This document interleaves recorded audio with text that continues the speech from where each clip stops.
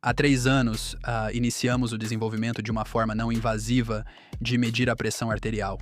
Um membro do WUP coloca uma braçadeira, faz 3 medições e insere no WOPAP. A partir daí, eles recebem uma estimativa diária e precisa da pressão arterial pelo WUP. Isso é interessante. Eu estava descrevendo como é começar uma empresa. Eu tinha 22 anos. Ao mesmo tempo, a Nike quase entrava no mercado e havia rumores sobre a entrada da Apple.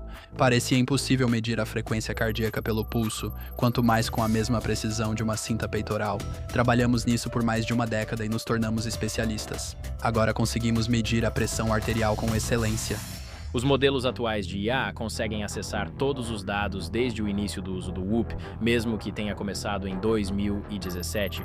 Sim, usar o WUP é como ter um treinador de classe mundial ao lado, acompanhando o app e orientando você. Queremos que nossos membros possam viver vidas mais saudáveis e longas. Se você coloca mentes realmente inteligentes para trabalhar em algo por tempo suficiente, e isso não desafia as leis da física, ou seja, é plausível, a humanidade tende a vencer. Quais são os outros problemas que você está tentando resolver quando se trata de implementar IA na saúde e no condicionamento físico?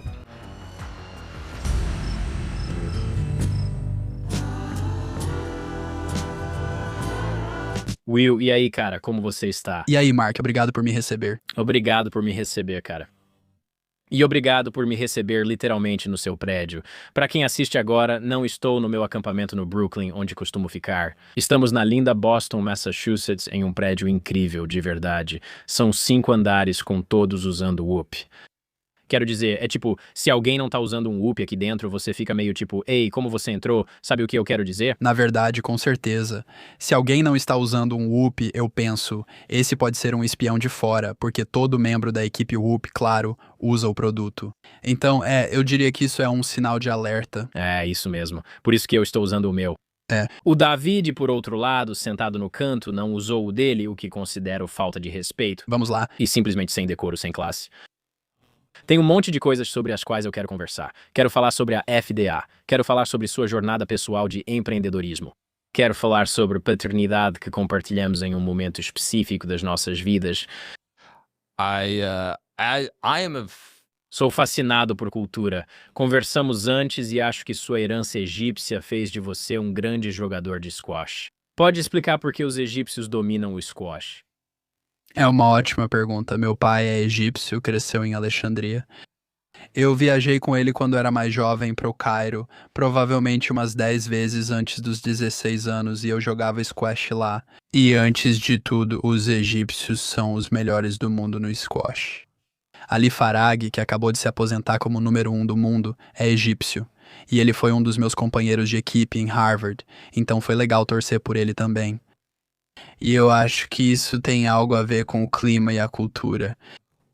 Então, para quem não conhece squash, envolve uma bola bem macia em uma quadra que se parece com uma quadra de raquetebol. A diferença é que você precisa correr muito mais, praticamente o tempo todo entrando e saindo dos cantos para pegar a bola.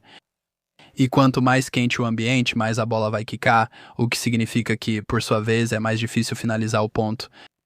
No alto nível, os jogadores de squash têm ótimo condicionamento cardiovascular e buscam a bola em todos os cantos da quadra. E eu acho que os egípcios, por terem crescido jogando em um ambiente tão quente, com a bola tão viva, tiveram que descobrir como finalizar o ponto. Então, eles têm de longe o melhor toque do esporte, na minha opinião, e também os golpes mais enganosos. Você verá um grande jogador egípcio segurar a raquete e, antes de bater na bola, dar um movimento rápido com o pulso. Como esperado, o adversário acaba correndo de repente na direção errada. Ou então eles são muito bons no que chamam de acertar o nick, que é quando você encaixa a bola bem na junção entre o vidro e o chão. E bem naquela pequena fresta faz com que a bola, praticamente role ao invés de quicar. E então, acho que com as gerações isso vai se acumulando um pouco, onde as crianças aprendem desde cedo a fazer drop shots e a disfarçar as jogadas. E isso faz parte da cultura. Então você está dizendo que os egípcios são enganosos? Isso é enganoso. Enganosos e bons em finalizar o ponto no squash. Só no squash? É, no squash. Ok, Houston, ok. Eu perguntei antes, agora você joga pádel, o que acho ótimo. Na minha opinião, é meu jogo favorito desde o futebol. Joguei futebol a vida toda e agora estou no padel. É fenomenal. O que te motivou a começar? Começar um esporte novo na casa dos 30 é algo bem estranho. Acho que a maioria das pessoas pensa, cara, eu jogo bola e pronto. Bom, na verdade, eu sou uma dessas pessoas que acredita que você sempre deve tentar coisas novas conforme vai ficando mais velho. Se você encontra esportes, exercícios ou atividades, para muitos, por exemplo, a musculação, se você consegue encontrar coisas em que vai melhorar à medida que envelhece, porque são novas ou porque agora está investindo nelas, acho que isso é ótimo para você. É uma sensação ótima estar aprendendo algo e melhorando nisso. Acredito que muitas vezes ex-atletas universitários acabam se descuidando em outros aspectos com o passar dos anos. Mas há várias coisas que você pode fazer e realmente melhorar nelas. Então, de qualquer forma, com essa mentalidade, isso meio que me deixou mais atento a esses novos jogos como pickleball, pickleball, paddle, Barry's Bootcamp e todas essas diferentes atividades divertidas. Surfar mais recentemente, embora eu seja péssimo nisso. E pickleball, eu acho que é um jogo bem sem graça. Podemos falar sobre o porquê, tipo, como um cara dos esportes de raquete que cresceu jogando squash e tênis, eu não gostei de pickleball, mas paddle é um esporte fenomenal, de verdade. E de muitas maneiras parece uma fusão de squash com tênis. E é um jogo bastante estratégico, sabe? Uma coisa que eu procuro em esportes de raquete é quão fácil é de aprender e depois quão bom você pode se tornar. E eu sinto que com o pickleball cresceu muito porque é muito fácil de aprender. A curva de aprendizado é. Mas se você assistir aos melhores jogadores de pickleball do mundo, não sei quanto a você, mas do meu ponto de vista é totalmente impossível de assistir. E isso não é uma crítica a eles. É mais uma crítica ao esporte, que é que no mais alto nível não parece tão empolgante. Já o pádel é super fácil de aprender. Mas aí quando você assiste ao mais alto nível de pádel, você fica tipo, caramba. Esses caras estão correndo fora da quadra e, sabe, se jogando. E tudo parece realmente muito dinâmico e empolgante. Tem fluidez química e o conjunto é diferente. Você consegue ver, uau, isso aqui tem 10 níveis. É. E isso me deixa animado quando eu olho para um novo esporte. Sim. E ainda tem a curva de aprendizado. Você pode começar a jogar pádel em uma semana e em 4 semanas já multiplicou sua habilidade por 4, mesmo sem experiência com raquete. Nunca joguei esporte de raquete na infância, mas comecei e achei muito divertido. É muito divertido. E é ótimo que seja mais em equipe, sabe? Ou mais um esporte de duplas. Você não vê muita gente jogando simples, eu acho isso divertido também. É verdade. Exige comunidade, o que considero fundamental. Agora mais do que nunca, mas acho que nos esportes o principal objetivo é a comunidade, de certa forma. O pádel exige isso, pois é preciso um parceiro e no mínimo 4 pessoas para jogar. E, aliás, não há quadras suficientes, então seria complicado se só tivesse um monte de jogadores de simples, porque parece que não há quadras suficientes pelo mundo. Quero dizer, especialmente nos Estados Unidos é interessante. Eu comecei a jogar quando fazia viagens para o Oriente Médio, porque lá é muito popular. Certo, e parece ser um esporte que cresceu muito rápido pelo mundo e os Estados Unidos estão meio que correndo atrás. Cara, acho que durante a Covid a Suécia construiu tipo 20 mil quadras, é algo insano. Você fica tipo, Você quer dizer 2 mil não, 20 mil quadras, enquanto que nos Estados Unidos acho que tem tipo 1.000 talvez. fico pensando onde o tênis estará em 10 ou 20 anos, pois se muitos começarem a jogar padel em vez de tênis, isso mudará o esporte. Ah, com certeza. E eu acho, de novo, eu acho que o problema do tênis é só a curva de aprendizado. Você fica só correndo atrás da bola no primeiro mês que começa a jogar tênis. Se você começou aos 30 anos, enquanto no pádel você pode pegar o jeito e pensar, ah, até que eu sou bom nisso. Você consegue meio que ir aprendendo enquanto joga. E aí, pessoal? Estou na estrada. Isso mesmo. Estou indo para Burlington, Vermont, Montreal, Toronto. Detroit e várias outras datas que vou adicionar ao meu site, campgagnonlive.com. Eu adoraria ver vocês lá. Obviamente, se você não sabe, eu sou comediante de stand-up e o stand-up é a minha paixão, é o que eu amo fazer. Ver vocês nos shows faz minha vida valer a pena. Sempre fico depois para conversar com todos. Se quiser assistir assistir, aparecer e me cumprimentar significa muito pra mim. Você pode me ver em todas essas datas e mais no meu site, campguynonlive.com, e eu vejo vocês na estrada. Temos produtos à venda. Se você não sabe, nós temos produtos da Camp Research and Development. Você pode ver bem aqui. Além disso, meu amigo Andrew Schultz estava recentemente curtindo com a família dele, se divertindo bastante. De repente, um cara chega e diz: "E aí, Schultz? Ele estava usando essa camisa?" Então, um salve pra essa lenda, seja quem for. Você é fera, obrigado. E se você quiser garantir suas próprias roupas do camp, acesse camprd.com. Estamos lançando vários novos produtos. Você pode ver algumas imagens aqui de alguns dos produtos que temos, e toda vez que você compra uma camiseta, você ajuda diretamente o funcionamento desse programa. Isso faz uma diferença enorme. Sou muito grato a todos que usam nossos produtos, principalmente nos shows. Ver vocês de camiseta nos eventos realmente faz meu dia. É a coisa mais incrível do mundo. Eu não consigo acreditar que as pessoas realmente estão usando roupas que eu e meus amigos estamos desenhando e mandando mensagens no iMessage tipo: "E aí, você acha isso legal?" É a coisa mais louca do mundo. E eu sou muito grato a todos que fazem isso. Dá uma olhada, o link está na descrição. Vamos voltar para o show.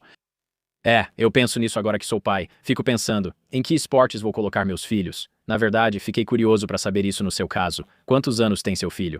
5 meses.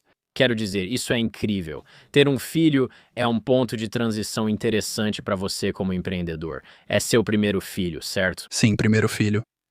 Acho interessante porque tenho um filho de 10 meses. Certo, e um pouco à minha frente. Um pouco, de certa forma. Mas, tipo, eu percebi que toda a minha perspectiva sobre o trabalho que faço e sobre a minha vida mudou. Então, fundamentalmente por ter um filho e, em grande parte, já na preparação, mas também por ter estreitado meu foco de várias maneiras. Então, eu fico curioso como a paternidade afetou o seu foco como empreendedor, como CEO, como alguém que está comandando uma empresa enorme. Bem, é interessante que, como empreendedor, você pensa muito sobre o futuro e sobre como o futuro deveria ser. No meu caso, penso sobre o futuro principalmente em relação à saúde e como podemos tornar o mundo mais saudável, além de tornar o sistema de saúde mais eficaz na próxima década ou duas. Como essa tecnologia pode evoluir e substituir o consultório médico, entre outros? Então, de certa forma, você pensa sobre o futuro de maneira ambiciosa, mas de outra forma, de um jeito pequeno e restrito. Estou mais focado no futuro quanto à saúde. Acho que um dos maiores alertas de ter um filho é que você passa a pensar no futuro e em outras dimensões. Eu não pensava tanto sobre como o sistema educacional vai ser nos próximos 20 anos, agora eu penso muito sobre isso, certo? Porque você quer que seu filho passe por isso e tenha uma ótima educação, seja lá como isso for, e... Você começa a prestar mais atenção em coisas como a queda nas taxas de fertilidade. E você começa a se perguntar, bem, como a IA vai afetar os relacionamentos da humanidade? E eu acho que ter filhos é uma experiência linda de várias maneiras diferentes. Mas uma maneira que eu acho muito importante para a sociedade como um todo é que isso faz com que a geração atual, que está no comando, por assim dizer, se preocupe muito com o futuro. Você quer que o futuro seja melhor para que seus filhos tenham um futuro melhor. Sim, você tem um investimento real e interesse nisso. Acho que todos se importam com o futuro de algum modo, filosoficamente, querem que tudo seja bom e deixar um legado grandioso. Mas quando você realmente tem um filho, isso cria uma motivação muito real e prática para como você vai lidar com o seu dia a dia. Tipo, não, eu vou deixar algo para ele, seja de forma pessoal, como uma herança, ou de forma social, como o país ou o mundo que eu vou deixar para trás. Isso mudou um pouco minha visão sobre o trabalho, o tempo dedicado e como gerencio o equilíbrio entre trabalho e vida pessoal, que tem sido meu maior desafio. Porque antes eu era assim, tudo bem, eu passava um tempo com meus amigos, passava bastante tempo com minha esposa e o resto do tempo eu trabalhava. Sabe, era só focar naquela cultura do esforço, crescimento, sempre tentando melhorar, e acho que a minha obsessão por saúde acabou se cruzando um pouco com isso.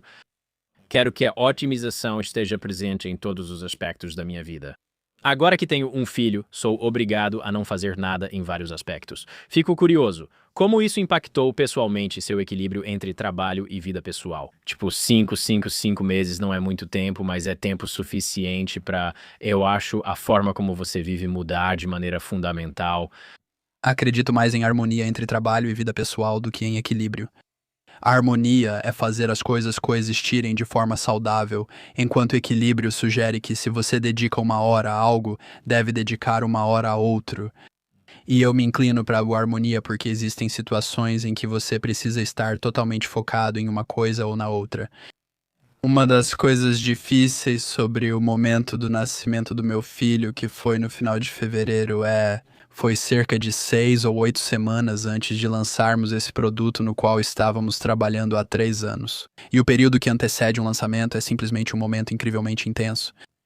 E por isso eu estava viajando muito mais do que gostaria. E eu estava trabalhando muito mais do que provavelmente gostaria de estar. E ao mesmo tempo eu sabia que esse período iria acontecer. Então eu reservei umas férias incríveis de 3 semanas em junho do outro lado do lançamento, onde eu poderia meio que sumir do mapa na Itália com minha esposa e nosso filho, sabendo que eu já estaria do outro lado disso.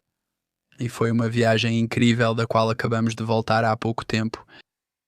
Então, pra mim, é nisso que eu penso quando falo de harmonia, onde às vezes é 90-10 e às vezes não é, sabe, 90-10 para o outro lado, certo? E eu acho que isso está tudo bem. Eu diria que tenho sido cada vez mais intencional.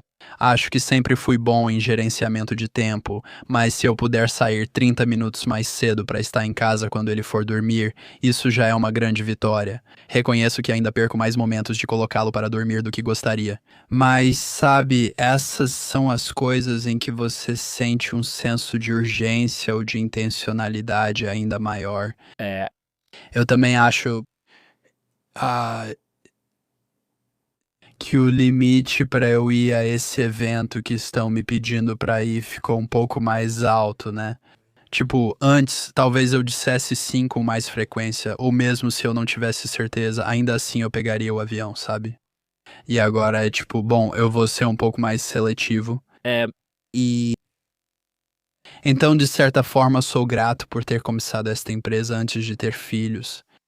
Porque eu realmente acho que quando você tá tentando fazer acontecer, quando você está naquele estágio de 0 a 1, tipo, eu realmente acho que há muito sacrifício envolvido nisso. Então, eu fico feliz de estar em um estágio agora onde posso lidar com alguns desses dilemas, porque é realmente difícil. É difícil ser um grande empreendedor e um ótimo pai ao mesmo tempo, em equilíbrio. E quantos anos você tem agora? 35. Ter um filho aos 35 anos pelos padrões de Nova York ainda é relativamente jovem pra mim, sabe o que eu quero dizer? Todos os meus amigos com filhos na cidade, de novo, eu sou. É louco como isso mudou nos últimos 30, 40 anos, cara. Quero dizer, estamos falando sobre taxas de fertilidade. É uma loucura. Também reconheço que Nova York reúne pessoas aceleradas, viciadas em cafeína, nicotina e outros estimulantes. Então, é um lugar onde as pessoas vão para vencer na vida, ganhar dinheiro e, sabe, adiar a formação de uma família. Mas até mesmo ter um filho aos 35 anos eu acho algo bem. É uma decisão interessante da sua parte, porque eu realmente acho que isso indica um desejo de ter uma família. E, tipo, estar focado em coisas que existem fora da sua persona profissional, por assim dizer, sabe? Conheço muitos que estão focados no trabalho, nem pensam nisso e dizem, vou ter filhos quando acabar, sabe? Mas você ainda está no meio disso. Você lança novos produtos e funções enquanto de forma equilibrada diz, quero ter filhos e construir uma família. E eu realmente acho que isso é algo admirável, que eu espero que outros empreendedores possam se inspirar um pouco, sabe?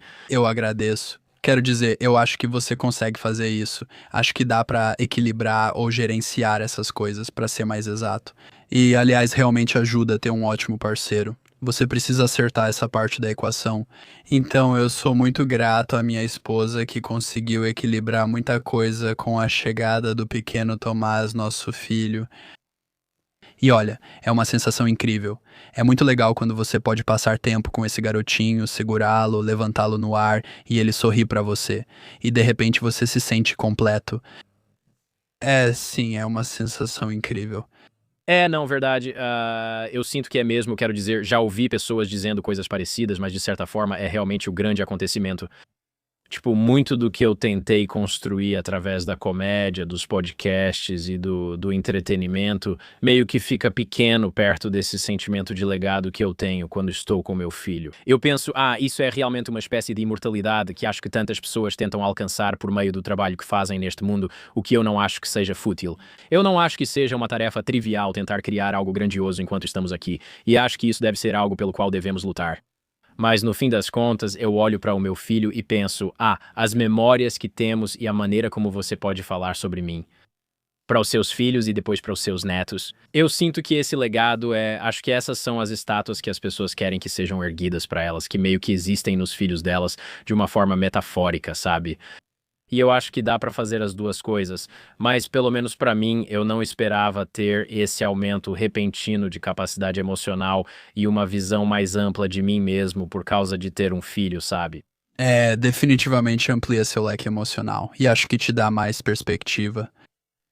Acredito que todo empreendedor passa por uma evolução interessante que, de certa forma, também se relaciona com ter filhos. E essa evolução é essa ideia de que, no início, você foca muito em resultados. Então, o foco é, ok, eu preciso levantar essa quantia de dinheiro, ou preciso levar a empresa a essa avaliação, ou precisamos ter essa receita, ou, sabe, eu preciso ter esse número de assinantes, ou, enfim, preencha a lacuna, seja qual for o seu objetivo. E aí, claro, você meio que força, e chega naquela coisa que você disse que era o objetivo. E então você não sente o que esperava ou já gastou toda a dopamina para chegar lá, aí percebe, na verdade só estava com um número errado. É um número maior, sabe? Aí vou me sentir bem, ou esse é o resultado que preciso. É. E olha, acho que todo empreendedor é culpado disso em diferentes graus. O segredo é deixar de ser totalmente focado em resultados e conseguir manter a motivação enquanto também se sente grato. E então isso também envolve o uso de diferentes substâncias químicas no seu cérebro. Então, o modo focado em resultados é como um sistema de dopamina, mas você pode se esgotar só com a dopamina. E então, o sistema de gratidão é um sistema de serotonina e isso também te deixa feliz. Muitos empreendedores temem que ficar satisfeitos com a situação atual prejudique a motivação, acreditando que a complacência pode ser prejudicial. Porém, isso não é verdade. Você pode ser extremamente motivado e grato ao longo do caminho, e isso, por sua vez, vai te fazer ser capaz de seguir por mais tempo e ter uma mentalidade mais saudável. E eu menciono isso porque acho que, no contexto de ter filhos, não é sobre buscar a ideia de imortalidade ou achar que tudo será ótimo quando algo acontecer, ou depender que meu filho faça algo para eu sentir algo. É muito mais sobre simplesmente apreciar o fato de você ter um filho e poder ver as interações e acompanhar o crescimento da criança. E ver isso, aprender, tipo, semana após semana. E a evolução e, de certa forma, poder redescobrir a apreciação pelo mundo ao seu redor. Sabe quando você vê uma criança brincando com um brinquedo pela primeira vez, ou com uma bola pela primeira vez, ou, sabe, se olhando no espelho pela primeira vez, de repente você pensa, nossa, olha todas essas coisas ao nosso redor. Ver a consciência se desenvolvendo em tempo real é algo muito estranho. Então eu acho que grande parte da luta para um empreendedor altamente motivado é estar presente. E eu acho que muita da magia de ser pai ou mãe é estar presente. Já ouvi alguém dizer que filhos te desaceleram e esse é o objetivo. Essa é uma boa maneira de colocar. E penso nisso. Se estou com pressa e não consigo colocar a camisa nele, tudo bem. Tudo bem levar mais 4 minutos, não é tão grave. Com um recém-nascido, como está seu sono? Razoavelmente bem, felizmente, ele dorme muito bem. E, nós temos uma enfermeira que é ótima, que tem ajudado com isso. Que ótimo. É, Essa era a questão, sendo sincero. Eu parei de usar meu Whoop por 3 meses, porque... o sono estava tão ruim assim. Sério, sim, eu usei todo dia por acho que uns 2 anos e meio. E aí, alguns meses atrás, eu tirei e fiquei, tipo, todo dia acordando e pensando 20 de recuperação. É difícil. Isso só me deixava pra baixo, achando que dormia melhor do que realmente dormia, até perceber, não. Ele dormiu muito mal nos primeiros meses de vida. Os mais difíceis. Eu ficava tipo, Cara, qual que é o sentido? após entrar em uma rotina de sono, Agora tem sido tranquilo. Acho que o Whoop deveria ter um modo pai com um botão específico pra isso. o feedback doeu. Tenho um filho, então não pegue tão pesado comigo. Agora mesmo estamos trabalhando nisso, na verdade, com isso, muito do trabalho de IA que estamos fazendo, o que vai tornar o coaching e feedback no app serão mais personalizados para você e sua situação atual. Então, o aprendizado adaptativo é tipo, você tem um filho agora. Sim, e tudo o que você teria que fazer é avisar o Whoop em algum momento. Ei, eu tenho um recém-nascido. Ele nasceu nessa data e, de repente, isso mudará totalmente como o Whoop fala com você. Interessante, isso mudaria mesmo? Seria seu limite relativo, algo como tudo bem? Normalmente você tem esse nível de recuperação, mas devido às circunstâncias nos próximos meses será assim. A pontuação REC não mudaria, mas as orientações sobre as pontuações mudariam. Entendi. Isso te daria mais permissão para ficar esgotado e talvez te repreendesse menos por isso. No modo pai, Sim, não, isso é muito legal. Achei a implementação de IA interessante, até no aplicativo e no assistente de IA. Tipo, ei, que horas eu preciso dormir para ter uma recuperação melhor? E poder simplesmente perguntar e não ter que procurar na interface e realmente achar isso sozinho. Só de poder ir a um lugar, tipo, ei, o que que eu preciso fazer? E ter alguém que simplesmente me diga isso é realmente transformador para a saúde. Acredito que isso mudará o fitness de forma fundamental, embora não saiba se as pessoas realmente esperam por isso. fico feliz que você tenha dito isso, vai melhorar muito. Estamos investindo bastante nisso agora. Uma parte importante disso é a personalização. Então, ele deve falar com Mark de um jeito diferente do que fala com Will, diferente do que fala com Jack, e assim por diante. E isso pode ser baseado em onde você está na sua vida, pode ser baseado no que te motiva a ter sucesso. Algumas pessoas preferem algo mais rígido, outras buscam uma voz acolhedora e carinhosa, ou algo entre esses extremos. Essa é a genialidade do coaching.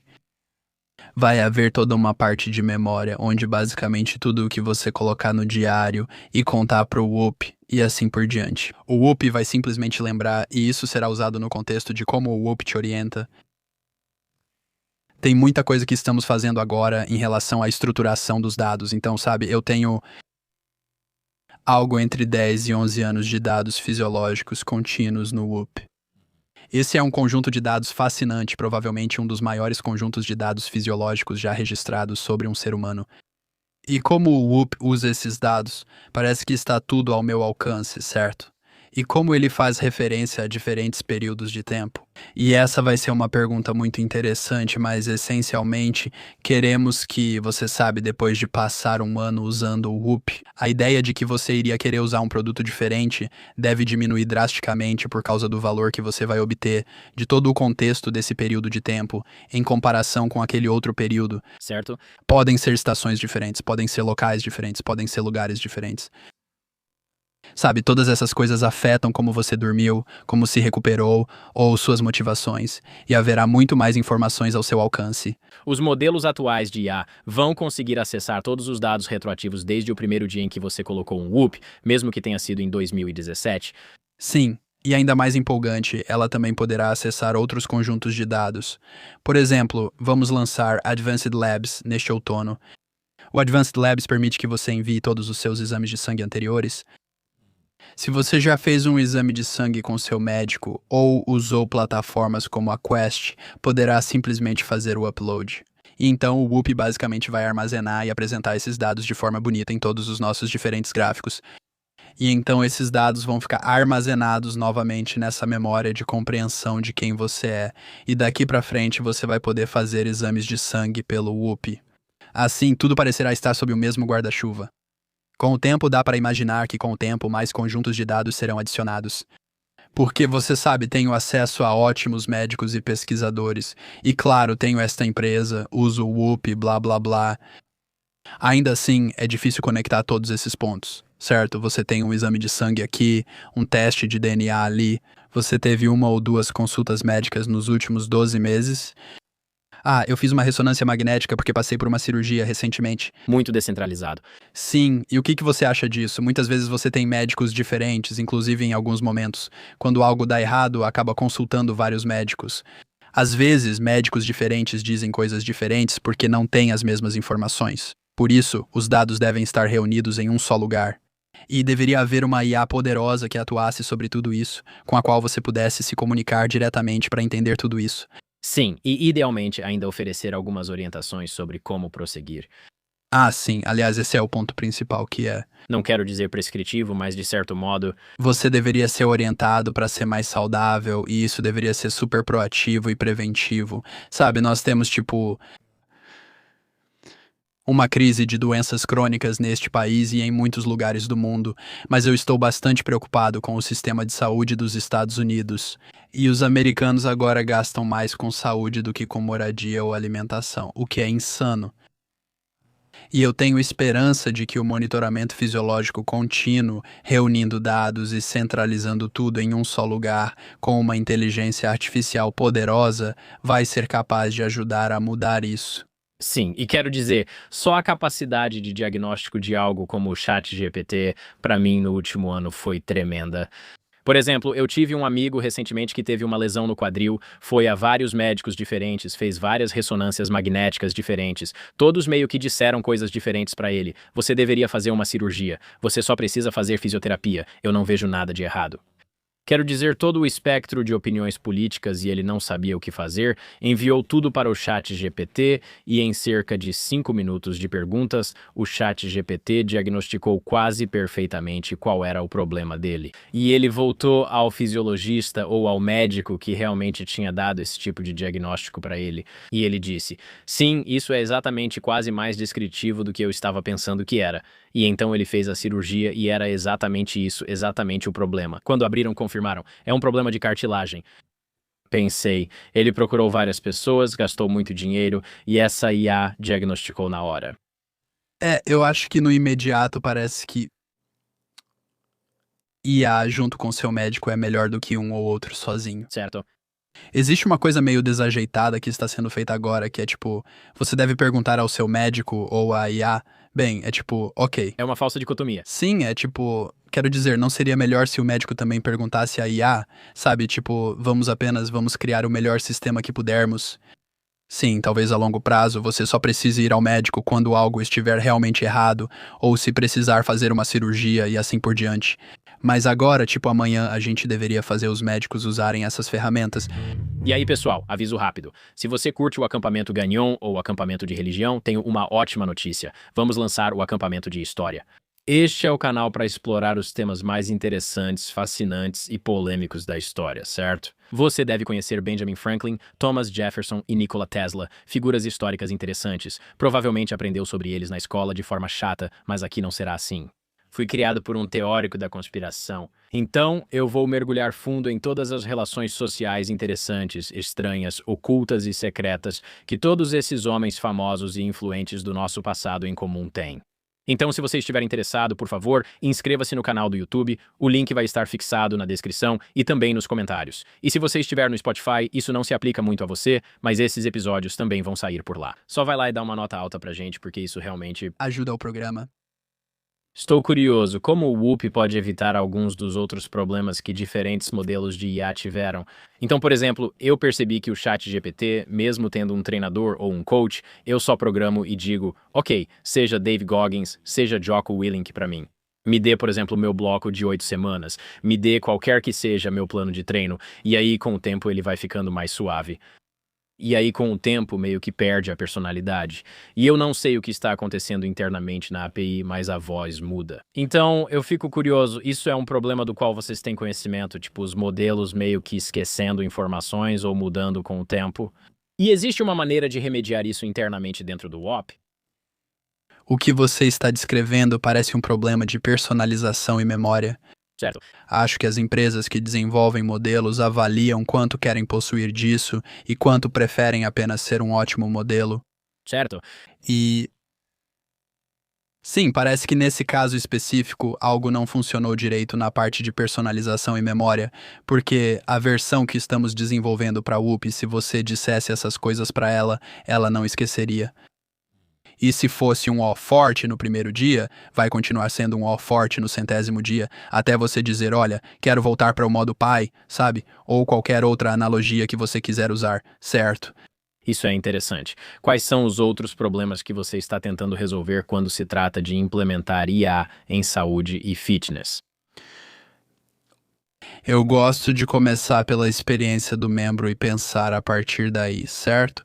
Acho que às vezes é fácil ficar tão obcecado com a tecnologia que você continua desenvolvendo tecnologia e só depois tenta descobrir o que fazer com ela. Na verdade, primeiro pense na experiência do membro e só depois veja como a tecnologia se encaixa nisso. Acho que a experiência do membro deveria ser poder navegar por qualquer questão de saúde na sua vida e ter esse parceiro, por assim dizer, para ajudar nisso. E queremos que nossos membros possam viver vidas mais saudáveis e longas. Atualizamos recentemente nossa missão para desbloquear a performance humana e a longevidade saudável, refletindo a evolução da empresa, antes focada em desempenho humano, esporte de alto nível e atletas, e agora também em longevidade saudável. Isso reflete que não importa só quanto tempo você vive, mas sim viver com qualidade. Queremos que as pessoas tenham mais anos de vida com qualidade. E onde a experiência realmente é importante é quando você está olhando para os seus dados, você pode entendê-los rapidamente e saber o que fazer com eles. Acho que o Whoop tem sido bom nisso historicamente, no sentido de que sempre tentamos resumir as informações em camadas. Então, se quando você abrisse o aplicativo, por exemplo, nós simplesmente mostrássemos tudo o que coletamos, você ficaria totalmente sobrecarregado e não teria ideia do que fazer com aquilo. Então, sabe, só a ideia do ponto de vista da experiência. Ok, se você tem 3 segundos, talvez seja qual é a cor da minha recuperação hoje, vermelho, amarelo ou verde. Ou se você tem 30 segundos como dormi ontem. E qual minha porcentagem de recuperação? Se você tem 3 minutos, pode entender coisas como variabilidade da frequência cardíaca em repouso e qual treino fazer. Acho que esse tem sido um sistema produtivo em termos de organizar os dados em camadas. A versão de longevidade disso é a sua idade WOP, onde sim coletamos todas essas informações sobre você, mas vamos te dar um número no topo da tela que diz se você está mais jovem ou mais velho, certo? O que isso significa? Sim. E então, ok, se você quiser se aprofundar nisso, há 9 métricas diferentes com as quais trabalhamos junto ao Buck Institute, que é o principal instituto de longevidade do país, para descobrir, sabe, quais dessas coisas mais se correlacionam com mortalidade por todas as causas, certo? Você deve prestar atenção nessas 9 coisas. Mostramos nessas 9 coisas o quão distante você está de pessoas da sua idade ou mais jovens, permitindo que você haja sobre isso. Enfim, eu dou esse contexto só para dizer que, na minha opinião, fizemos um trabalho muito bom estruturando os dados em camadas e criando pontuações e resumos de informações para ajudar a simplificar essa experiência. A próxima evolução disso é realmente mostrar para as pessoas como mudar essas coisas de uma forma eficaz e útil. E se eu fosse criticar a experiência atual, ela depende um pouco demais do interesse próprio ou da automotivação para descobrir algumas dessas coisas, sabe? Enquanto um treinador realmente bom vai te guiar por esse processo. E o que você quer sentir daqui para frente usando o aplicativo Whoop é como se tivesse um treinador de classe mundial ao seu lado, olhando o app com você e te dizendo o que fazer. Com esses dados, você deveria fazer isso. E, aliás, alguns dias pode parecer um treinador, em outro dia pode parecer um nutricionista, em outro dia pode parecer um médico, e esse é o poder da IA. E para nós, esse poder de ir realmente a fundo nesses casos de uso e criar todas essas experiências diferentes com base na jornada que você está seguindo.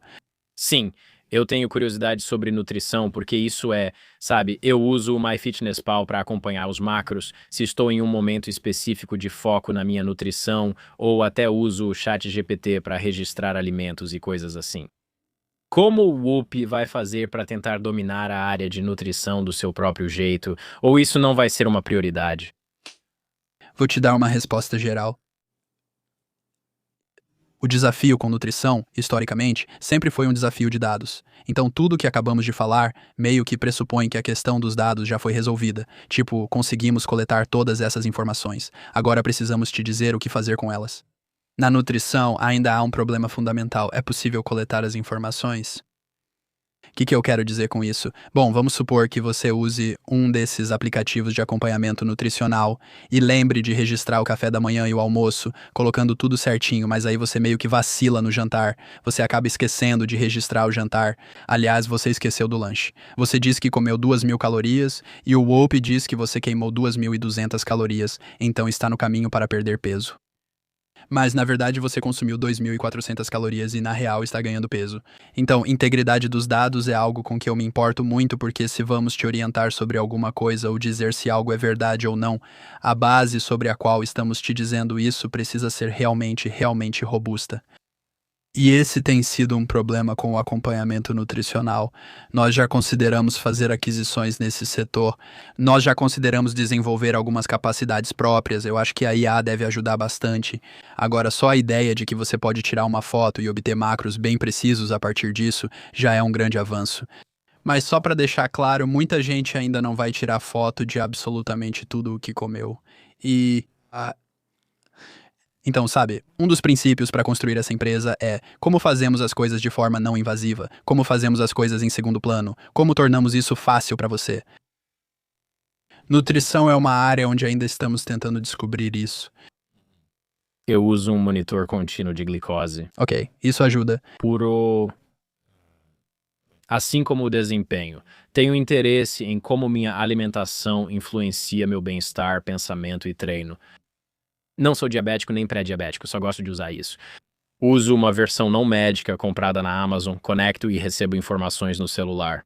E ouvi de um amigo que a tecnologia vestível, de modo geral, como uma tendência macro, está ficando cada vez menor e mais próxima de você. E eu fico pensando, você acha que a tecnologia vestível tem futuro? Talvez não o Whoop em si, mas no universo dos wearables de fitness, tudo acaba virando um rastreador de sono e monitor de glicose juntos num só dispositivo. Você acha que a tecnologia é complexa demais e isso teria que ser feito em dois sistemas separados? Bem, o monitoramento contínuo de glicose é algo que eu acho que várias empresas tentaram fazer de forma menos invasiva. Acredito que isso possa ser feito futuramente com fotopletismografia ou variantes. Eu acho, e só para esclarecer, isso é como uma forma não invasiva de medir coisas como frequência cardíaca ou pressão arterial. Isso poderia ser feito através disso, Eu acho que sim. Quer dizer, ainda é cedo. mas isso é fascinante. Ah, há várias empresas trabalhando nisso e elas tiveram diferentes graus de sucesso, mas esse é um daqueles casos em que parece coisa do futuro, provavelmente vai acontecer. Meu instinto diz que isso deve acontecer, mas não sei quando. Não creio que seja nos próximos 12 meses. Mas eu volto a pensar em quando comecei esta empresa há 12 anos, parecia impossível medir a frequência cardíaca pelo pulso, muito menos com a mesma precisão de uma cinta peitoral. E nós batalhamos nisso por mais de uma década e ficamos realmente bons nisso. E agora estamos aqui e conseguimos medir a pressão arterial muito bem. Ninguém acreditava ser possível medir a pressão arterial, muito menos a frequência cardíaca. Então, se você coloca mentes realmente inteligentes para trabalhar em algo por tempo suficiente, e isso não desafia as leis da física, tipo, é plausível, a humanidade tende a vencer. Você acredita que eles ficarão tão pequenos como na teoria do chip implantado nas pessoas? Considera esse futuro plausível? Ou você acha que vai existir a opção de usar ou não usar, sabe, no geral, quando se trata de dispositivos vestíveis? Bem, para mim parece que você prioriza a tecnologia, a experiência, ao dizer que está dentro de você e não no seu corpo. Certo. Que benefício isso traz para a experiência? Então está medindo algo que você não poderia medir de outro jeito? Pode ser possível. Então, sabe, esse pode ser um motivo pelo qual, de repente, você tem algo implantável em vez de algo que você está usando externamente. Eu acho que, em geral, é mais fácil ter uma adoção em massa quando algo é não invasivo do que quando é invasivo. Claro. Gosto de pensar em abordagens não invasivas. Se parece coisa do futuro, provavelmente é o futuro, e há algo sobre implantáveis nessa categoria. Mas eu acho que ainda há muitos problemas interessantes para resolver de forma não invasiva. Sim. Só tenho curiosidade sobre isso, especialmente com o Elon e a Neuralink. Sim, quero dizer, essa é uma tecnologia incrível. Certo, só tenho curiosidade sobre como isso afeta os dispositivos vestíveis. Se essa teoria que uma amiga me contou, de que as coisas ficam menores quanto mais próximas de você estiver certa, ela concluiu que essas coisas acabam virando implantes subdérmicos trocados a cada 2 meses. E eu acho que fico curioso, tipo, essa previsão chega minimamente perto do que o pessoal da área considera plausível? Isso é algo que as pessoas estão discutindo com algum tipo de legitimidade? Sempre dissemos que queremos tecnologia menor e mais inteligente, assim como sua amiga fala sobre menor e mais próxima. Sabe, quando eu estava começando a UP, havia muito disso. Eu meio que olhava para a trajetória da tecnologia, que era aquele computador. Estamos saindo da sua mesa para o seu colo e depois para o seu bolso. Parecia inevitável que eles estivessem em ou dentro do seu corpo. E então você realmente vê essa trajetória se concretizando. E a Neuralink é um bom exemplo disso também, onde você tem um implante que de repente está mudando a capacidade das pessoas de se comunicarem com o próprio cérebro. Então, veja, é uma área que nos interessa e que estamos observando. Sim, isso parece ameaçador. Eu gosto disso. Estou curioso. A gente vem conversando, meio que flertando com essa ideia de dispositivos vestíveis como, obviamente, dispositivos de saúde, mas potencialmente até como dispositivos médicos. Eu sei que vocês vêm travando uma batalha com a FDA recentemente e nem entendo totalmente por que isso é um problema ou por que estão sendo tão rígidos com vocês. Então, pode explicar qual o problema com a FDA em relação ao monitoramento da pressão arterial e por que eles estão sendo tão rigorosos com vocês? Então, né, a primeira coisa a entender sobre regulação médica é que, primeiro, ela varia de acordo com o mercado. Então, cada país tem seu próprio órgão regulador. E, segundo, há uma distinção importante entre algo ser destinado ao uso para bem-estar ou ser destinado ao diagnóstico médico. Agora, o mandato da FDA é regular coisas que são para diagnóstico médico. Ao analisar diversos parâmetros fisiológicos, eles servem tanto ao bem-estar quanto ao uso médico. Vamos usar a frequência cardíaca como exemplo. Ela existe desde os anos 80 com monitores de cinta peitoral. Ela pode ser usada para ajudar as pessoas a entenderem o exercício ou o estresse. O Whoop, o Apple Watch e vários outros produtos monitoram a frequência cardíaca. E isso está na categoria de bem-estar, esses casos de uso, porque você está usando a frequência cardíaca para explicar o exercício. E isso é voltado para o bem-estar. Se você quiser dizer para alguém que ela tem fibrilação atrial, certo? De repente, isso requer aprovação regulatória por estar sob o guarda-chuva de diagnóstico. Esse é um exemplo em que seria necessário atuar com a FDA. Seria necessário passar por ensaios clínicos e obter aprovação do produto. Só para esclarecer, a UP já fez as duas coisas. Nós fizemos monitoramento de frequência cardíaca para fins de bem-estar e fizemos monitoramento de ECG, e isso foi aprovado pela FDA. Então, hoje temos um produto liberado pela FDA para uso médico. Portanto, estamos bem familiarizados com essa distinção. Se você olhar as métricas fisiológicas, como frequência cardíaca e sono, podemos informar suas horas de sono. Se quisermos detectar a apneia do sono, isso precisa ser aprovado, certo? Mais uma vez, bem-estar versus uso médico. E eu consigo ver a diferença de por que isso importa. Sim, e você meio que continua, tipo SpO2, frequência respiratória e assim por diante. Existem todas essas métricas que têm um uso para bem-estar e um uso médico. Ok, pressão arterial. Então, há 3 anos começamos a trabalhar na medição não invasiva da pressão arterial. A pressão arterial é fundamental para entender seu corpo, sendo uma métrica fisiológica importante. Existe um motivo pelo qual, quando você entra no consultório do médico, a primeira ou segunda coisa que eles fazem é medir sua pressão arterial. É algo que as pessoas realmente deveriam estar atentas. Então, é uma métrica com a qual nos importamos muito. Tivemos um avanço ao longo desses 3 anos, quando de repente conseguimos medir a pressão arterial com bastante precisão, desde que fosse feita uma calibração com o manguito. O que isso significa? Um membro do Whoop colocaria o manguito, faria 3 medições e inseriria os resultados no aplicativo Whoop. E então eles recebem uma estimativa diária da pressão arterial pelo Whoop todos os dias. E é super preciso. E nós desenvolvemos esse recurso na categoria de bem-estar.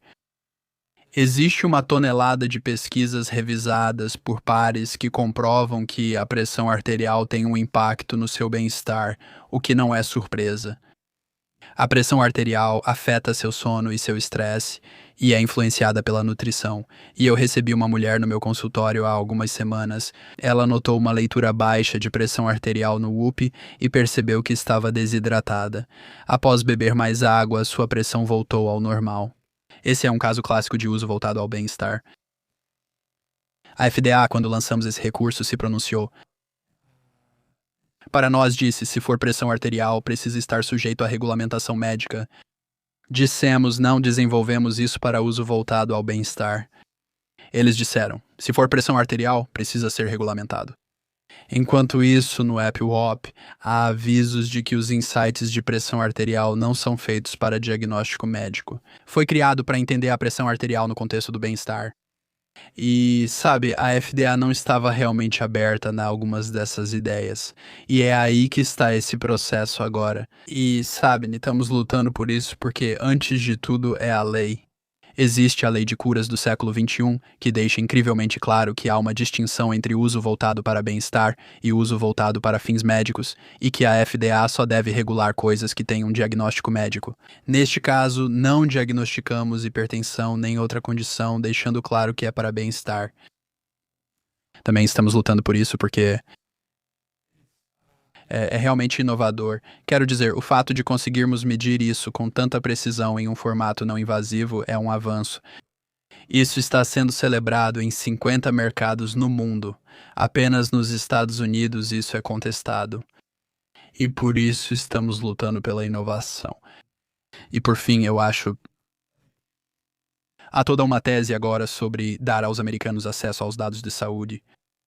E da mesma forma que demos acesso a coisas como frequência cardíaca, frequência respiratória e oximetria de pulso, e usamos essas informações para moldar o comportamento, como falamos anteriormente, e gerar mudanças de comportamento. É totalmente inconsistente que essas coisas possam estar na categoria de bem-estar, mas por algum motivo a pressão arterial não pode, mesmo havendo todas essas pesquisas que comprovam que a pressão arterial tem impacto no bem-estar.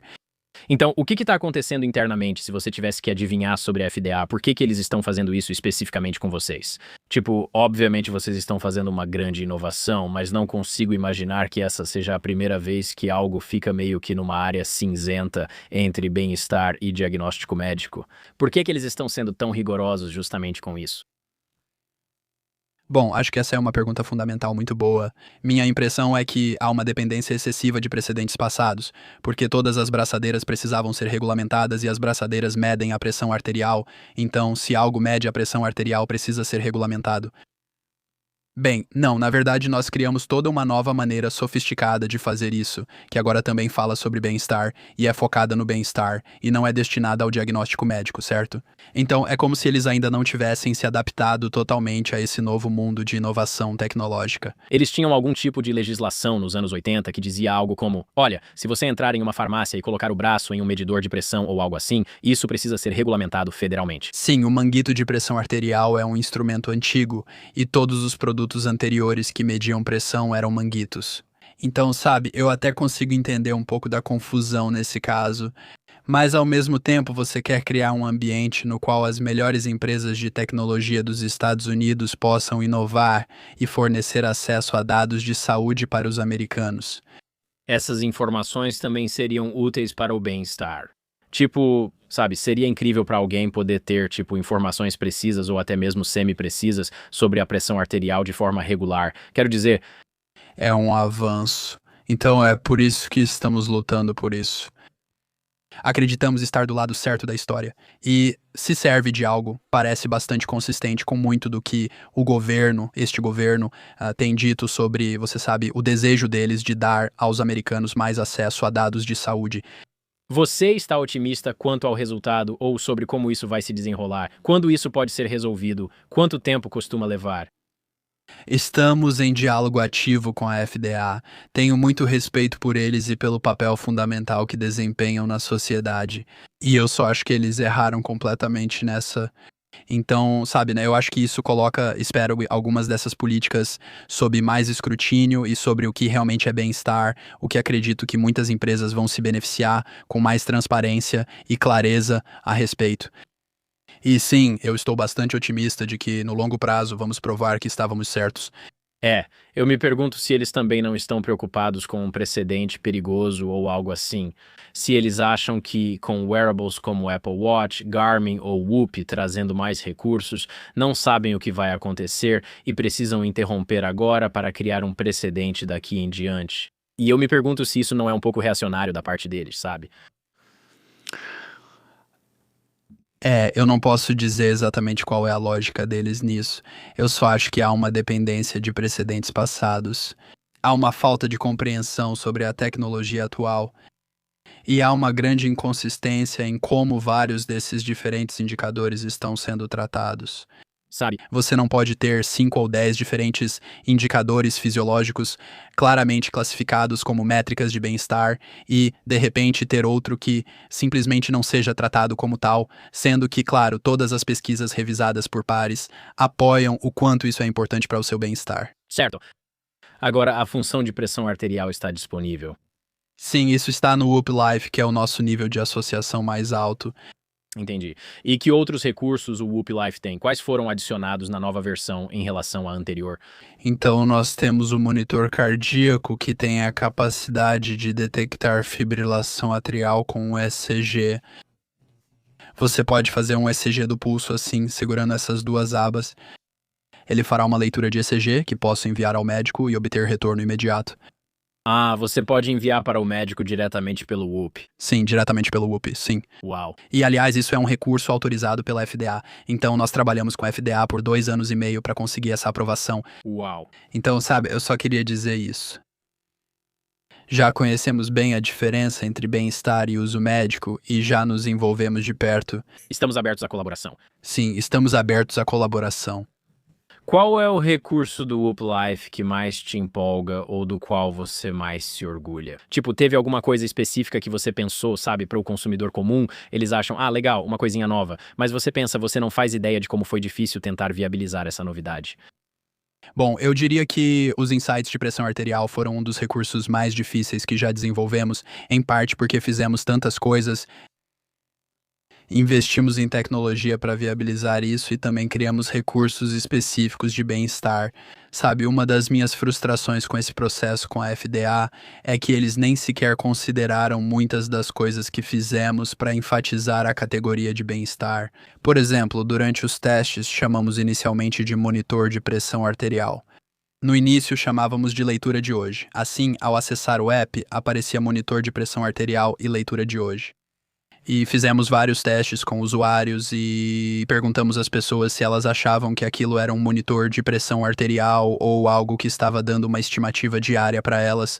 E, sabe, algumas pessoas, tipo, a maioria foram 17 de 20 ou algo assim, disseram que sabiam que não era um monitor de pressão arterial, mas algumas pessoas acharam que poderia ser usado como um dispositivo médico. Então mudamos a linguagem para que fosse, tipo, informações sobre pressão arterial e estimativa diária. Mudamos a posição de alguns avisos e, após o novo teste, todos os usuários afirmaram saber que não era um dispositivo médico. Então esse é o tipo de esforço penoso que dedicamos ao projetar isso para bem-estar que, se eu fosse da FDA, pelo menos ouviria o nosso lado. Tipo, deveria haver alguma conversa sobre essas coisas. E essa é parte da minha frustração, porque eu acho que não conseguimos explicar tudo o que fizemos para tornar isso possível. E por último, só quero dizer sobre esse ponto, ouvimos muita revolta entre os nossos membros. Sabe, a ideia de que esse recurso deveria ser regulamentado pela FDA, nossos membros discordam totalmente disso. Eles comentam que passaram por todos os avisos, acham tudo claro e adoram o recurso por sua precisão. Então, novamente, se você simplesmente ouvir seus consumidores, ouvir os americanos, acho que isso também demonstra que estamos em uma boa posição. Sim, seus pais usam Whoop? Claro. Eles usam o tempo todo. Eles te dão algum retorno? Ah, sim. Minha mãe faz capturas de tela e diz: estou um pouco decepcionada com o retorno que o Whoop me deu hoje. Sério? Ah, obrigado, mãe. É. Isso é tão engraçado. Eles já deram alguma contribuição? Ficam dizendo que é genial, que nem pensaram nisso. Nos primeiros dias, chegaram a apontar que algo não funcionava direito. Bem, quero dizer, vou dizer o seguinte: se você tem 22 anos e quer abrir uma empresa, a postura dos seus pais em relação a isso importa muito. E meu pai, sabe, imigrou para este país quando tinha 22 anos com tipo $3.000 em uma mala e realmente não tinha, sabe, muito de um plano. E ele deu um jeito e acabou tendo uma carreira muito bem sucedida. Que tipo de trabalho ele fazia? Ele trabalhou no setor financeiro, Tudo bem. como em gestão de patrimônio privado e trabalhou no JP Morgan por um tempo. Ele já trabalhou com finanças no Egito? Não, Sério? sim. Ele saiu de Alexandria e depois veio para os Estados Unidos para descobrir o que fazer. Ele fez faculdade em Alexandria? Não, na verdade foi em Londres. Ah, interessante. Sim. Então ele saiu de Alexandria, foi para Londres e depois voltou. Bem, para ser justo, ele saiu de Alexandria para Londres, depois foi aos Estados Unidos. Ficou 2 anos em Londres antes de vir para cá. Entendi. Meu ponto é que ele também fez algo meio louco quando jovem. Quero dizer, muito louco. E sabe, minha mãe, eu acho, sempre teve uma atitude positiva em relação a esse meu espírito empreendedor. Então acho que os dois sempre foram felizes por mim e preocupados comigo, mas não foram negativos quanto a isso. Isso foi útil, pois naquela época muitas pessoas ao meu redor eram bem negativas quanto a isso. Sabe, começar uma empresa não foi como só o salto de dizer que eu estava começando uma empresa foi uma das partes mais difíceis de construir a UP, porque eu estava nessa fase, sabe, dos 20 aos 22 anos eu queria fazer isso, mas eu não sabia o que estava fazendo. E muitas outras pessoas estavam pegando empregos seguros e seguindo um caminho mais seguro e, aliás, ganhando salários de 6 dígitos logo depois da faculdade, porque o Goldman Sachs ou a McKinsey queria pagar uma grana para eles. Então, sabe, eu me sentia meio que um fracassado por abrir uma empresa. E especialmente quando tentei levantar capital para uma empresa no início ou tentei recrutar pessoas, houve muita rejeição nesse processo. E então isso foi difícil. Isso foi algo que eu tive que superar e me acostumar mais. Você não tinha amigos do seu grupo próximo em Harvard que também estavam começando negócios, é isso mesmo? Sim. Estou surpreso com isso. Sim. Quero dizer, acho que agora é um pouco diferente. Isso foi há uns 12 anos. Parece que hoje talvez haja um pouco mais de rede na qual você pode se conectar se quiser começar uma empresa. Uhum. Talvez eu não tenha procurado bastante, mas não achei essa rede. Isso é interessante. Então, no começo, a maioria dos seus colegas era tipo, eu não sei se esse é o caminho. Sim, e eu diria que era muito mais crítico do que isso do ponto de vista dos adultos. Sabe, quando eu ia me encontrar com pessoas que investiam em empresas em estágio inicial, ou que entendiam de tecnologia, ou, sabe, que tinham construído uma carreira de sucesso, contava pra eles o que eu pensava em fazer e por que queria começar o negócio. Feedback altamente negativo. E quais eram as críticas? Era como, eles não entendem tecnologia vestível? Claro, há 12 anos era bem diferente. Acho que a crítica mais compreensiva, a defesa mais compreensiva que posso dar desse tipo de narrativa ampla que eu vi na época é que eu estava descrevendo a criação de uma empresa na interseção de hardware, software, design e medicina. E eu tinha 22 anos e não era engenheiro, cientista da computação, designer nem médico. E ao mesmo tempo a Nike estava prestes a entrar nesse mercado e havia rumores de que a Apple também entraria. Sim, a Fitbit já estava nesse mercado. Sim. Então quando eu falo isso em voz alta parece meio implausível. Sim, parece ambicioso. Sim. Sim, consigo imaginar pessoas próximas, talvez bem intencionadas, dizendo: por que você não consegue um ótimo emprego na McKinsey, faz consultoria para um governo, ganha muito dinheiro e vive sua vida? Enquanto pensa, tenho essa ideia maluca e nem sei se é possível realizá-la. Então eu entendo o lado deles de querer ajudar, tipo, será que essas pessoas mudaram de ideia? Você ainda mantém contato com alguém que inicialmente foi contra? Na verdade, não. É engraçado, eu não penso muito neles. Certo? Existe aquela versão rancorosa do empreendedor, eu acho, em que você pensa, eu vou mostrar pra eles lá no fundo da sua mente. Tipo, espera só pra ver o que eu vou fazer, certo? Na verdade, superei isso rápido e percebi que não importava. E eu acho que um segredo nisso é que você vai se sair muito melhor focando nos que acreditam do que nos que duvidam. Sabe? E não importa se você encontrar 20 pessoas que duvidam, desde que encontre uma que acredita. E apenas fique perto dos que acreditam, fiquem juntos sob o mesmo teto. Seus pais acreditavam muito em você e te apoiaram desde o início. Acho que eles acreditavam em mim. Não sei se eles inicialmente achavam que a ideia da empresa era um sucesso garantido ou não, mas acho que eles acreditavam em mim.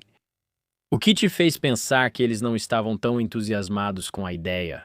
Em algum momento, seu pai te chamou de lado e falou tipo, Ei, Will, o que a gente está fazendo? Bem, quero dizer, olha, até hoje tem momentos em que eu penso nisso e fico tipo, meu Deus, era uma ideia difícil. Sabe, eu não, quer dizer, eu era ingênuo e isso de certa forma ajudou. Eu não percebia o quão difícil era construir uma empresa que envolvia hardware e software e que estava meio que na interseção entre pesquisa e medicina. Graças a Deus que você não sabia. É. Você não teria começado se soubesse como seria difícil. Tem um pouco disso. Com certeza tem um pouco disso. Sim. E em algum momento seu pai ficou tipo, hã? Ou ele falou, vai lá e vamos ver no que dá. E aí, rapidamente você teve alguns sinais de sucesso e ele pensou, ok, podemos deixar isso acontecer. Acho que o que ele mais dizia era vai em frente, sabe? Boa sorte. E a gente não gastou muito tempo conversando sobre as nuances de, sabe, qual deveria ser o tamanho da equipe de hardware em comparação com a equipe de software, ou quanto capital eu precisava levantar, ou qualquer coisa assim. Muito disso estava simplesmente sob o guarda-chuva de descubra por conta própria. Você teve mentores que em algum momento te mostraram como construir uma empresa, montar equipes e criar hierarquias de liderança? Acho que aprendi muitas coisas através de tentativa e erro. Acho que tive ótimos investidores, mentores e conselheiros nas fases iniciais. E uma coisa que aprendi com o tempo foi descobrir para quem ligar para resolver determinados problemas. Acho que um erro que você pode cometer como empreendedor é pensar que seu mentor é a pessoa para quem você liga sobre tudo. Mas, na verdade, você quer encontrar esses diferentes contatos estratégicos a quem pode recorrer para problemas diferentes. Ok, tenho um problema de capital, vou falar com essa pessoa. Tenho um problema de design, vou falar com essa pessoa. Tenho um problema de engenharia, vou falar com essa pessoa. Você meio que constrói essa rede ao seu redor. Você ainda tem isso de alguma forma agora ou isso hoje existe internamente dentro da equipe executiva? Eu diria que são as duas coisas, sabe? Você tem um conselho de administração no qual você se apoia. Eu sempre tive muitos conselheiros envolvidos com a empresa, porque o que a WUP faz é tão multifacetado. Existem tantas divisões diferentes e tipos de trabalho árduo que fazemos aqui. Mas vou dizer o seguinte, e isso não é algo que, de novo, eu sabia quando tinha 22 anos. Se você decidir fazer algo muito ambicioso e difícil, isso atrai um certo tipo de pessoa. Então talvez isso afaste 9 em cada 10 pessoas, mas a única pessoa que se interessa provavelmente é muito boa no que faz, porque as melhores pessoas querem trabalhar nos problemas mais difíceis. Certo. E você também quer criar um filtro, dependendo do tipo de negócio que está construindo. O filtro funciona basicamente assim. Se eu te disser, Mark, você vai fazer algo que nunca foi feito antes, nós não sabemos como fazer isso. Ou você vai sorrir e dizer com certeza, ou vai pensar, o quê? Isso não faz sentido. Por que faria isso? E as próprias pessoas acabam se selecionando. E então, e aliás, seja honesto sobre esse filtro. Tipo, olha, queremos que você faça algo que é realmente difícil e que nunca foi feito antes. Você quer trabalhar aqui? Sim. Certo, então de certa forma isso acaba se autoselecionando e você acaba com um grupo de pessoas realmente ambiciosas e capazes. E todo mundo é um pouco maluco de um jeito bom. Sim. Como foram as primeiras rodadas de captação e obtenção de investimento? Foi difícil? Tipo, eu consigo imaginar como deve ser, especialmente sendo um fundador jovem com 22, 23 anos, tentando conseguir alguns milhões de um investidor individual ou de um grupo de private equity. Deve ser uma tarefa assustadora. Como foram as primeiras reuniões em busca de capital? Quero dizer, muita coisa vem à mente. Levantar fundos é uma habilidade por si só. Pouco se fala sobre isso, mas é claro se você pensar, levantar capital, contar uma história, convencer pessoas a investir, acreditar no futuro, alinhar todos em torno disso e criar um processo. É uma habilidade, e essa é uma habilidade que eu precisei desenvolver. Você pode cometer o erro como empreendedor iniciante ou quem busca capital pela primeira vez de achar que já nasce com isso, mas não é assim. É algo que se aprende e melhora. Você precisa de prática, você precisa de rejeição, você precisa sorrir depois dessa rejeição e precisa continuar. Então, isso é dor de aprender a captar capital pela primeira vez. No meu caso, havia alguns outros desafios. Um deles era que eu realmente não sabia nem por onde começar quando se tratava de levantar capital. Havia muito disso. Eu era apresentado a alguém que me apresentava a outra pessoa e assim por diante. E você meio que fica nessas várias redes de apresentações, tentando descobrir para onde está indo. E olhando para trás, tipo agora, eu saberia muito rapidamente para onde ir para levantar qualquer tipo de capital para qualquer tipo de negócio. Outra coisa era que o negócio que eu estava construindo, novamente, era muito intensivo em capital. Então não era como, se essa pessoa consegue levantar algumas centenas de milhares de dólares, vai ser óbvio que eu deveria adicionar algumas centenas de milhares de dólares. Sabe, existe um pouco desse efeito de embalo na captação de recursos, onde se você consegue algumas pessoas, outras acabam seguindo. Realmente foi como, uau, esse negócio vai exigir muito capital. E, aliás, as empresas que estão entrando nesse setor são as maiores do mundo, com centenas de milhões de dólares dedicados a esse problema específico. Então me lembra o que você vai conseguir fazer com os meus 100 mil ou 50 mil, certo? Outro erro que cometi foi sentir que eu estava constantemente levantando fundos durante o primeiro ano ou dois do negócio. E quando você capta capital, você realmente quer ter um início de processo, conhecer todo mundo de uma vez e depois pressionar para fechar. Sabe, você quer criar ritmo e quer criar escassez. Esses são dois componentes-chave, independente do seu negócio, que impulsionam um processo de captação de recursos. Precisa ser rápido e precisa haver muita demanda. Isso faz todos se reunirem para fechar rápido. Se você encontrar um investidor e esperar 2 semanas, depois outro e esperar mais 2, todos só ficam esperando. De certa forma, não dá para culpar o investidor, pois busca outras informações. Ele acabou de te conhecer e tenta saber se é o momento certo para entrar. Bem, se nada realmente está acontecendo ainda, acho que posso esperar um pouco mais e ver onde o Will está daqui a um mês, sabe? Por outro lado, é tipo, olha, isso está se concretizando, está acontecendo, já estamos em fase de term sheet. Então, de novo, esse foi outro erro que eu cometi. E acho que a última parte que já citamos é você encontra, especialmente em um negócio em estágio inicial, muitos investidores que querem continuar te fazendo perguntas. E aí você já está no seu quinta, sexta, sétima ou oitava reunião com alguém. Você vai pensar, é só mais uma reunião, consigo convencer essa pessoa. Já investi tanto, eles devem estar perto. Isso vai ter um custo. Totalmente. E no tempo que você gasta tentando arrastar essa pessoa para o seu lado, você poderia ter conhecido outras 5 pessoas e uma delas teria dito sim já na primeira reunião. E isso é algo enorme, tipo, e eu nem sei se esses investidores percebem que não vão investir, mas empiricamente eles nunca investem. É.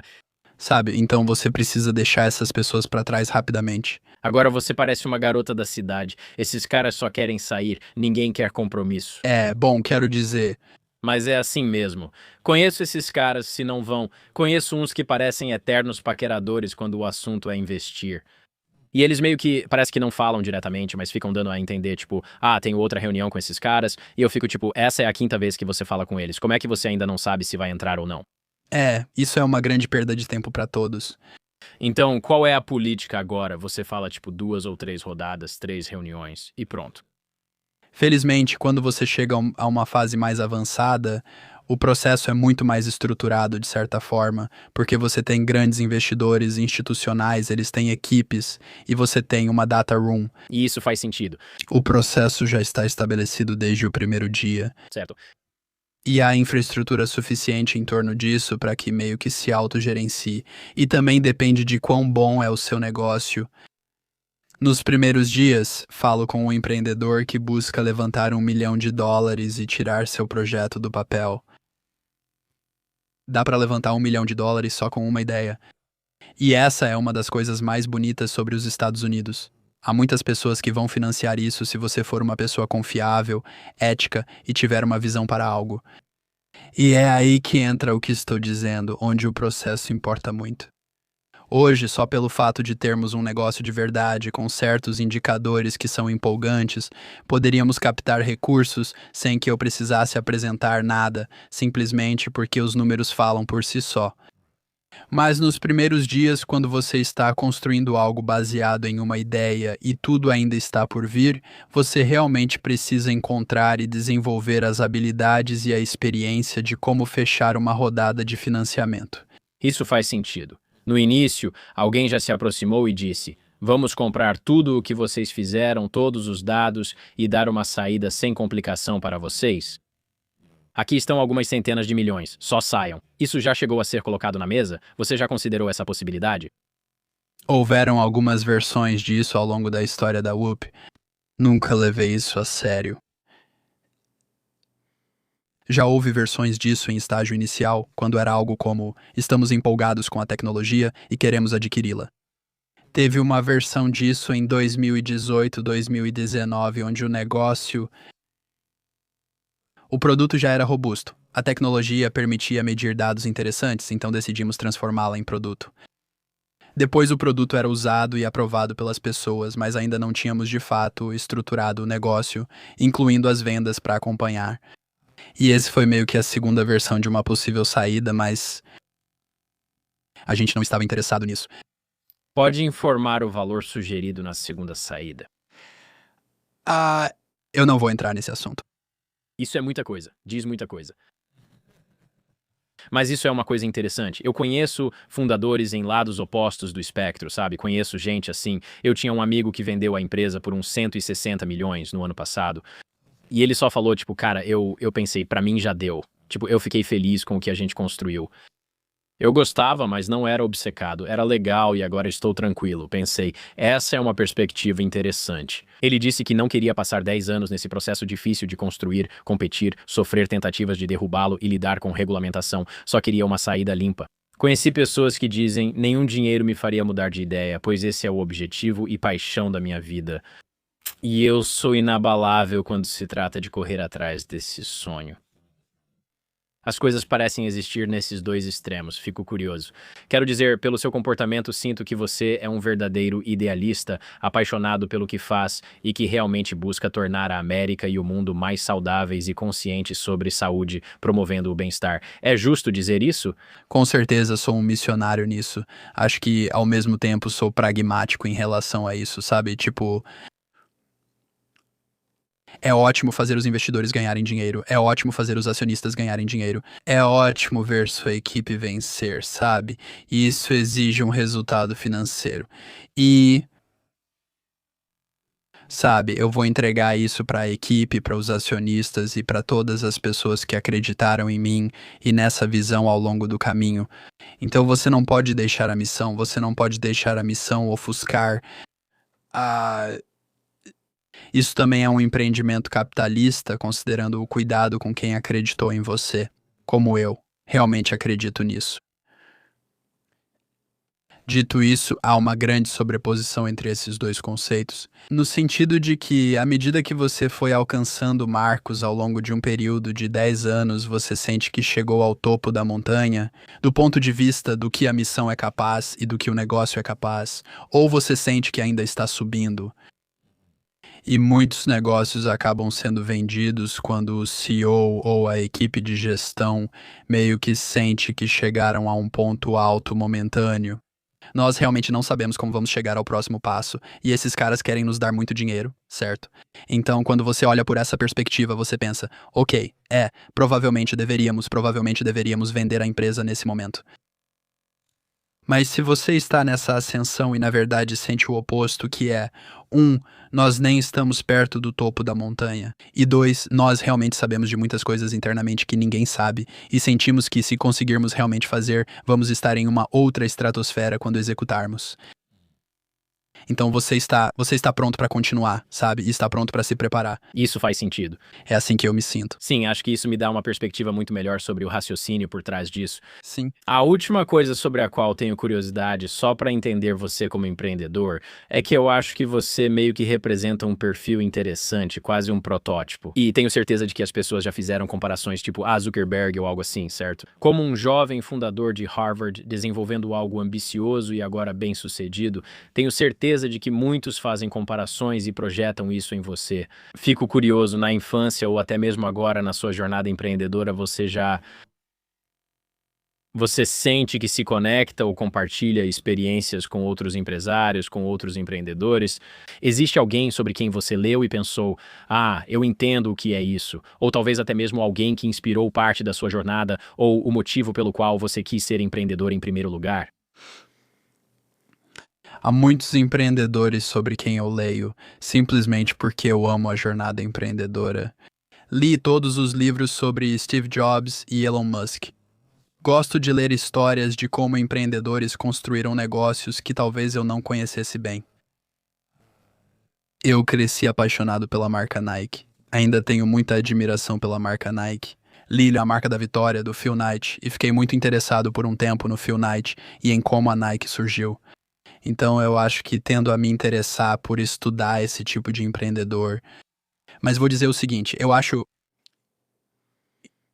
é melhor você não se comparar com outros empreendedores.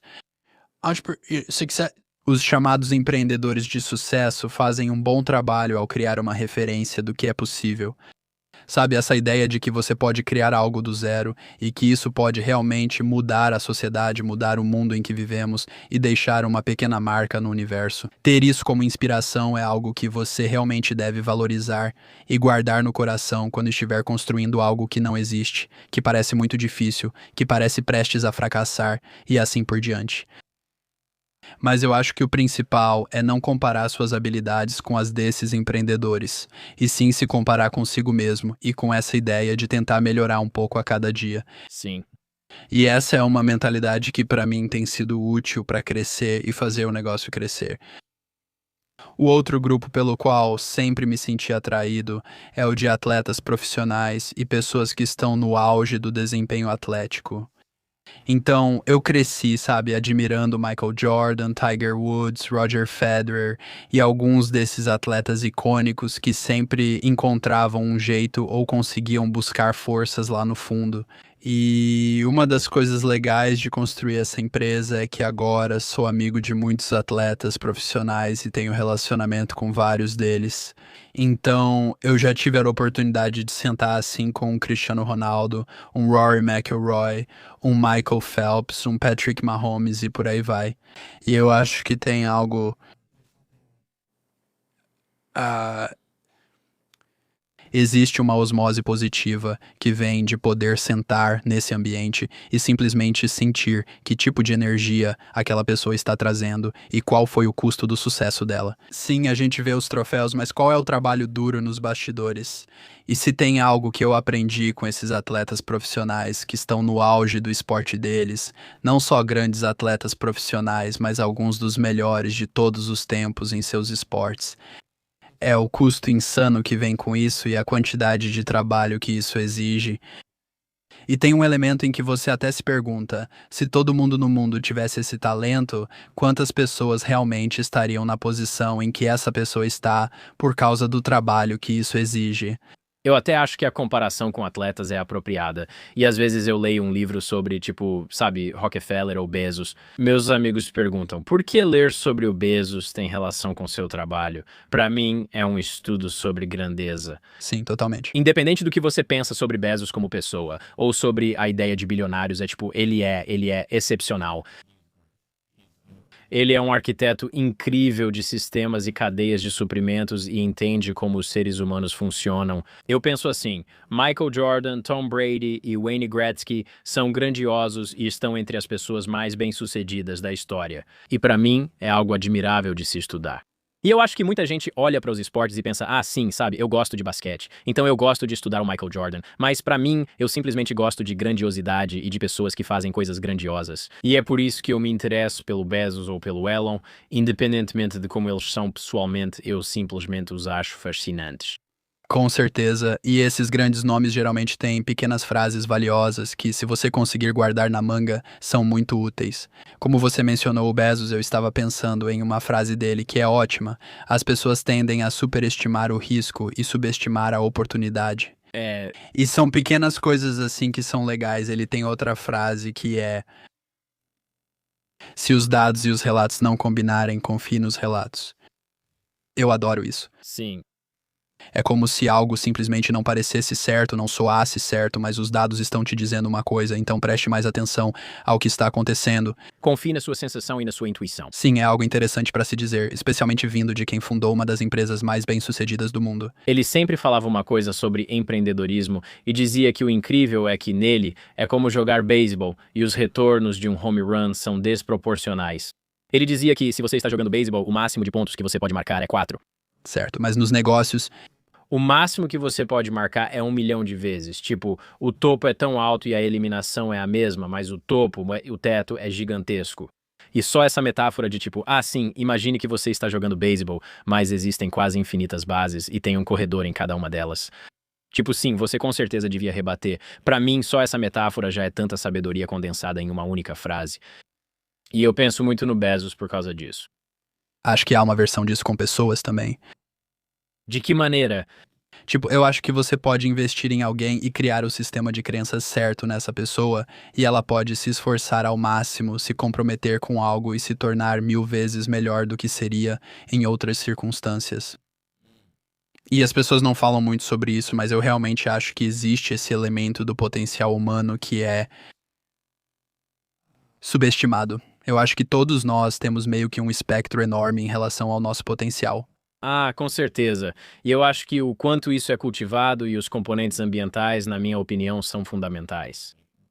Já virou clichê, mas trabalho duro supera talento. Essas ideias de que talento não basta sem esforço você vê em vestiário. Mas eu realmente acho que a ideia fundamental por trás disso é verdadeira. Se você incutir o valor do esforço e trabalho duro, isso supera quem é apenas talentoso, mas não se empenha tanto. E criar o ambiente propício para que alguém faça isso e realmente, sabe, se comprometa a conquistar algo difícil. Quero dizer novamente, como pai, penso nisso em relação aos meus filhos. Como criar um ambiente onde sejam cuidados e amados, mas também motivados a trabalhar duro, gostem de se esforçar e saibam lidar com rejeição. Para mim, esse é um dos maiores desafios em que penso quando se trata dos meus filhos. É uma coisa difícil, é realmente complicado. Ah, eu percebi que é difícil pegar alguém que aparentemente é preguiçoso ou não trabalha duro e tentar fazer com que essa pessoa trabalhe duro. Mas eu acho que você pode pegar alguém que tem motivação e colocá-lo em algo que combine com sua ambição, habilidades ou potencial. De repente, essa pessoa pode trabalhar muito mais do que imaginava. Sim, com certeza. Especialmente quando começam a receber o feedback positivo desse sucesso.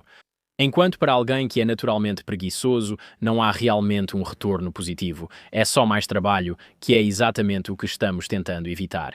Esse começo é difícil. Eles acham, para mim está bom. Tem uma frase boa sobre preguiça que é: se você consegue mostrar para alguém não o custo do que é preciso para fazer algo, mas o benefício do que isso proporciona. Esse é o jeito de superar a preguiça deles. Então, as pessoas preguiçosas tendem a pensar: isso vai dar tanto trabalho para fazer, mas elas não pensam que se eu fizer isso, é isso que vou conseguir ou é isso que vou receber. É só uma simples mudança de perspectiva. Isso é interessante porque, na minha cabeça, eu acho que meu pai era muito empreendedor. Sinto que fui criado com essa mentalidade de tipo, quem se importa com o trabalho? Você vai morrer, a vida é difícil, tanto faz. Apenas faça seu trabalho. Sempre percebi o possível resultado como aquela oportunidade desproporcional que o Bezos menciona. Sempre enxerguei isso. Mesmo me colocando na mentalidade de quem só pensa no trabalho, percebo que quase não tinha empatia básica por não entender essa perspectiva. Só de ouvir essa frase, vejo que faz muito sentido. Essa é uma maneira muito melhor de reformular isso para pessoas que simplesmente não estão interessadas em trabalho duro. E então, para as pessoas que são naturalmente trabalhadoras, elas também começam a gostar do batente. É, E é isso que você vê, tipo, voltando aos atletas. É isso que você vê nos atletas que têm uma longevidade incrível. Eles não amam só os campeonatos, mas também se forçaram a gostar do batente. sim. Bem, eu também acho que simplesmente durar mais do que qualquer um vai ser quase um dos maiores indicadores de quão grande você pode ser.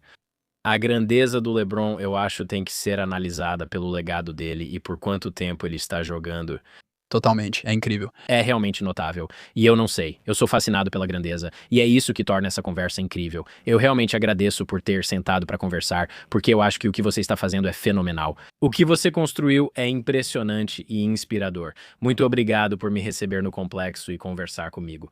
Sim, foi incrível passar esse tempo com você. Adorei ver um whoop no seu pulso.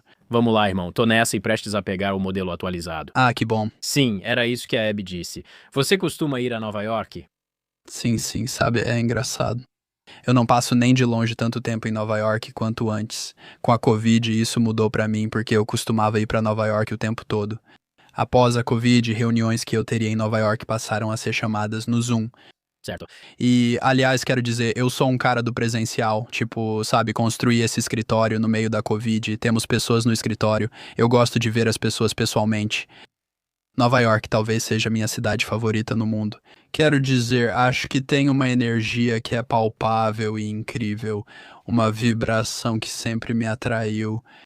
Fiz alguns estágios em Manhattan quando estava no início dos meus 20 anos. Na verdade, sempre achei que Whoop acabaria em Manhattan porque eu amava tanto a cidade. E Boston, para ser justo, acabou me conquistando cada vez mais, assim como a empresa. E de muitas maneiras, o Whoop é muito uma empresa de Boston, porque está nessa interseção entre saúde, esportes, pesquisa, educação e, claro, tecnologia. Esses são alguns motivos que tornam Boston incrível. Acredito que a variedade de talentos aqui facilita as coisas. Nova York tem talentos, mas este lugar é o celeiro intelectual da América. Sim, mas ambos os mercados têm muito talento. Acho que Boston tem mais uma veia de pesquisa, só especialmente quando se trata de pesquisa em saúde e pesquisa médica. E acho que conseguimos nos conectar com escolas como Harvard, MIT, Northeastern e outras. Acho que Nova York tem mais criatividade, acho que tem mais força em design, acho que ah, há ótimos estúdios independentes em Nova York sob essa perspectiva. É, quando voltar para Nova York também tem paddle. Precisamos fazer isso. Onde você joga em Nova York? Paddle House em Williamsburg, mas o de Dumbo é ainda melhor. Ok, já ouvi falar disso. Sim, sim, mas os dois são incríveis, mas aquele clube é simplesmente ótimo, então David e eu temos curtido bastante. David passou por jogos difíceis, mas logo ele pega o jeito. Quero dizer, o garoto é um atleta fora de série, mas ele simplesmente não consegue fazer um bandeja de jeito nenhum. Não sei o que é, mas vamos descobrir. Quando você vier, jogamos uma partida. Isso tá divertido. Valeu, cara. Obrigado, irmão. Se você chegou até o final deste episódio, claramente é alguém que entende que por trás de cada evento histórico existe uma verdade mais profunda esperando para ser descoberta. Você sabe que a verdadeira história é mais fascinante que a ficção, e valorizamos isso em você, serei sincero. Por isso, convido você a se inscrever no Hoje na História, nosso boletim gratuito que aprofunda os eventos históricos. Nós mergulhamos nas histórias que os livros didáticos nunca contaram para você, nos segredos que desafiam o rumo das nações e nos contos esquecidos que merecem ser lembrados. Vamos seguir juntos nessa jornada de descobertas. Transfira a conversa dos fones para sua caixa de entrada. Inscreva-se agora pelo QR Code ou link na descrição, pois todo dia guarda um segredo a ser revelado. Obrigado por fazer parte da nossa jornada. Até a próxima.